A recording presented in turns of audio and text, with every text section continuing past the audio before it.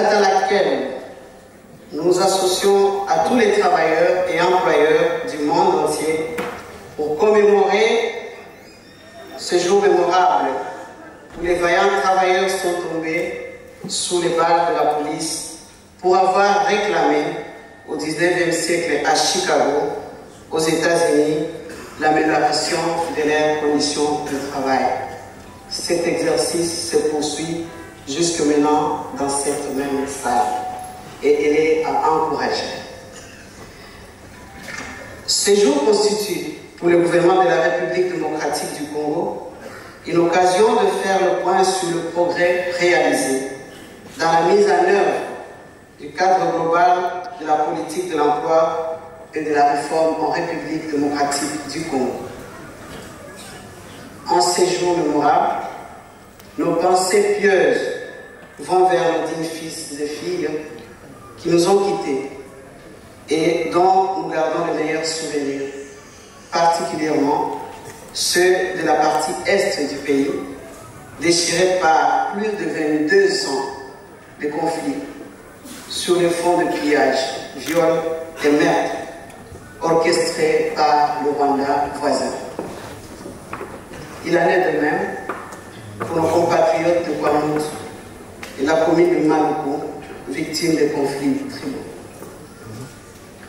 Je saisis cette occasion pour rendre un hommage mérité au premier travailleur congolais, son Excellence Félix Antoine Tshisekedi Tshilombo, président de la République, chef de l'État, qui ne ménage aucun effort pour restaurer la paix sur l'ensemble du territoire national. Travailleuses et travailleurs, mesdames et messieurs, chers compatriotes, la célébration de cette journée offre aux acteurs du monde du travail l'opportunité de faire le point sur l'évolution des relations professionnelles et surtout l'amélioration effective des conditions de travail. Agents fonctionnaires d'État, travailleuses et travailleurs et compagnons de lutte. Aujourd'hui, nous commémorons le 137e anniversaire de la journée du 1er mai. Une journée significative pour la classe ouvrière mondiale. En effet, l'histoire du 1er mai a commencé à une époque où la précarité du travail était totale. Nous sommes aux États-Unis d'Amérique, plus précisément en Pennsylvanie et dans l'État de New York. Chaque 1er mai était la date du début de l'année comptable des entreprises. C'est le jour où le contrat des ouvriers arrivait à expiration. Chacun devait donc chercher du travail. Et il fallait tout faire pour renouveler son contrat dont la durée n'était que d'1 an. En vos titres et qualités respectifs, mesdames et messieurs, bon après-midi à tous. En ce lundi 1er mai 2023, jour dédié à la fête du travail, c'est pour moi un honneur, en tant que chef du gouvernement, de m'adresser à toutes les travailleuses et à tous les travailleurs de notre pays, dans leur grande diversité. Je pense à vous qui êtes devant moi, dans cette belle salle de spectacle du Palais du Peuple, et à tous ceux qui ne sont pas avec nous en ce lieu et qui sont dispersés dans l'immense territoire national de notre pays. Mes vives salutations également aux organisations syndicales de notre pays, ainsi qu'aux employeurs de tous les secteurs, pour leur apport respectif dans la création des emplois décents en faveur des Congolaises et des Congolais. De prime abord, je voudrais m'acquitter d'un devoir de mémoire, celui de rendre hommage à toutes ces figures célèbres, à tous ces héros dans l'ombre que vous êtes, et qui pour certains ont payé de leur vie pour la quête d'un monde du travail affranchi des servitudes et des formes les plus avilissantes d'exploitation de l'homme par l'homme. Nous, contemporains, demeurons redevables de leur combat, de votre combat. Notre pays peut être fier d'associer sa voix à la dynamique mondiale pour célébrer cette journée internationale qui chaque année vient rappeler à chaque État membre de l'Organisation internationale du travail l'enjeu de la construction des sociétés non seulement équitables, mais aussi résilientes. À ce propos, au nom du gouvernement, je voudrais exprimer ma reconnaissance au président de la République, chef de l'État, son Excellence Félix Antoine Tshisekedi Tshilombo, pour sa vision qui place l'homme et ses conditions de travail et de vie au cœur de l'action gouvernementale. Travailleuses et travailleurs, le 1er mai ne devrait pas nous renvoyer uniquement aux luttes historiques pour la reconnaissance du statut des droits et des travailleurs.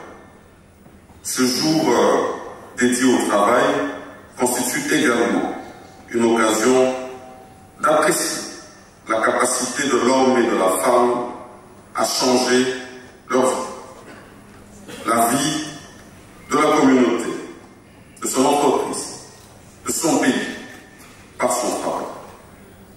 C'est pourquoi vos revendications légitimes, et que j'ai encore suivies ici tout à l'heure, doivent demeurer au cœur des préoccupations du gouvernement de la République.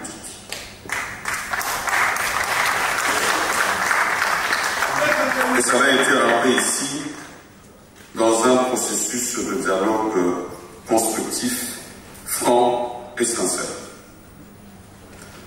En partageant ces instants avec vous, j'ai davantage conscience des enjeux que soulève le monde du travail, surtout pour notre nation. Je voudrais vous réaffirmer la détermination du gouvernement à incarner un vrai leadership pour accompagner toutes les bonnes initiatives visant à garantir à chaque travailleuse et à chaque travailleur le respect de l'exercice de ses droits fondamentaux. Et cela en tenant compte de l'égalité du genre et de la diversité du monde du travail, sans jamais oublier le souci de bannir toute forme de discrimination, particulièrement chez les femmes et chez les jeunes. Ces préoccupations entrent justement dans le droit fil du programme d'action du gouvernement. Celui-ci vise l'émergence d'un Congo juste, plus équitable et plus entrepreneur. Fort de ces préoccupations, votre gouvernement ne cesse de ménager d'efforts et de prendre des mesures fortes pour la promotion du travail dans notre pays. Dans les limites de ce mot, de circonstances, je ne pourrais évidemment pas toutes les énumérer. Mais c'est important de noter qu'en dépit de tout, il nous faut des petits pas pour atteindre ces revendications qui sont les vôtres. C'est dans ce cadre que nous avons voulu la majoration à plus de 45% du montant minimum de la retraite. Et dans le cadre de la formation professionnelle, plus de 35 000 personnes ont bénéficié de la formation continue et qualifiante au courant de l'année 2022. redynamisation de l'inspection générale du travail par le recrutement de plus de 2000 inspecteurs et contrôleurs du travail, afin d'assurer avec efficacité le respect et la réglementation en matière de travail. La création de près de 21 033 emplois par le programme cadre de création d'emplois et des revenus procède en cycle. Le processus de mise à la retraite qui se poursuit, avec succès en vue du rajeunissement de l'administration publique. Et ça, c'est l'un des programmes sur lesquels nous sommes engagés, qui ne s'est plus fait depuis plusieurs années et que nous tenons à terminer sans désemparer. La poursuite, par la même occasion, je crois que nous mettons des hommes à la retraite, de la poursuite de la régularisation de 23 000 agents pour le deuxième trimestre de l'année 2023, sans compter ceux qu'il était en 2022. Nous voulons aussi poursuivre cette mécanisation commencée dans le secteur de la santé avec plus de 1000 nouveaux médecins tels que nous nous sommes engagés avec les corps de ces syndicats.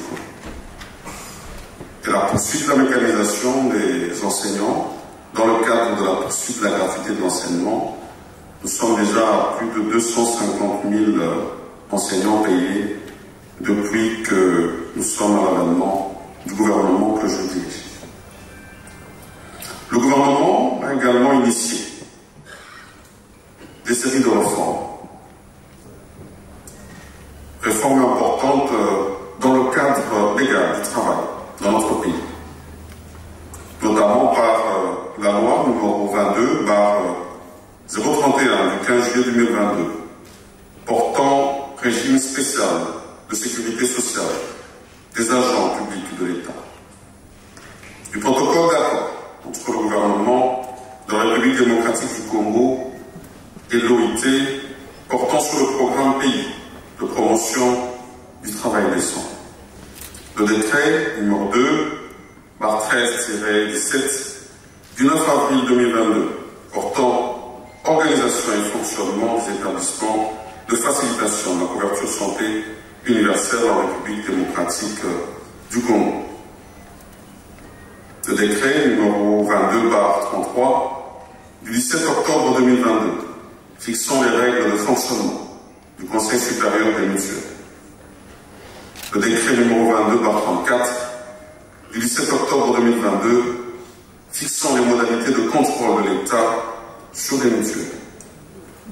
Le décret numéro 35 du 17 octobre 2022 déterminant la liste des maladies professionnelles. Ce tableau, non exhaustif, témoigne de la détermination du gouvernement à travailler à l'amélioration des conditions de vie et de travail de nos compatriotes.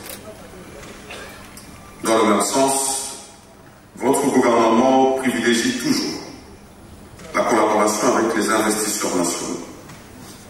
Par ailleurs, dans le cadre de la tripartite, nous devons travailler ensemble pour améliorer le système de prévention des risques professionnels dans le monde du travail et les conditions de sécurité sociale des travailleurs et de leurs familles. Et cela de manière inclusive et adéquate, en nous appuyant sur les principes des droits fondamentaux du travail et en considérant toute la diversité du monde du travail.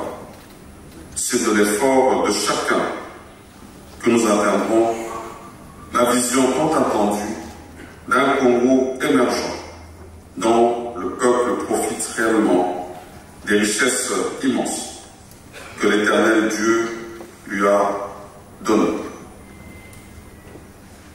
Distingués invités en vos titres et qualités respectifs, travailleuses, travailleurs, chers compatriotes, je voudrais ici mentionner que si j'ai tenu à participer personnellement à cette manifestation, c'est pour montrer tout l'intérêt que nous avons sur les syndicats que vous représentez, sur les employés de la République démocratique du Congo. Car selon les instructions de son Excellence Monsieur le Président de la République, le gouvernement de la République est au service du peuple. Et à ce titre, vous représentez ceux qui permettent à notre pays de fonctionner, l'administration, tout comme les employés du secteur privé, qui nous permettent d'améliorer aujourd'hui nos recettes. Et on l'a rappelé ici, aujourd'hui nous pouvons les voir de plus en plus augmenter, et c'est notre devoir, par redevabilité, de revenir vers vous, de rester à votre écoute sur vos revendications sincères, particulièrement celles qui concernent l'amélioration de vos rémunérations ainsi que de vos conditions de vie et de celles de vos familles respectives. Soyez convaincus que c'est en toute humilité, avec sincérité, que j'ai entendu le message qui a été porté ce jour. Et le gouvernement ne restera pas insensible à ces revendications. Je ne pourrais clore mon propos sans une pensée particulière à nos compatriotes de l'Est, et nous ne le dirons jamais assez, victimes des barbaries de l'armée rwandaise. Au nom du gouvernement, je voudrais leur exprimer toute ma solidarité. Et à vous, je voudrais paraphraser ce qui a été dit, confirmer que nous resterons ensemble sous l'arbre à Bana. Que vive la fête du travail, que vive la paix et la justice sociale dans le milieu du travail, que Dieu bénisse la République démocratique du Congo. Je vous remercie.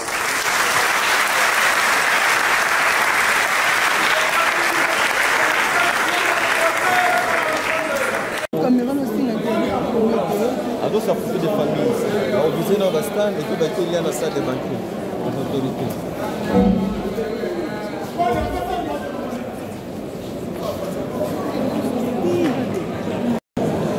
Oui, à l'occasion de cette journée mondiale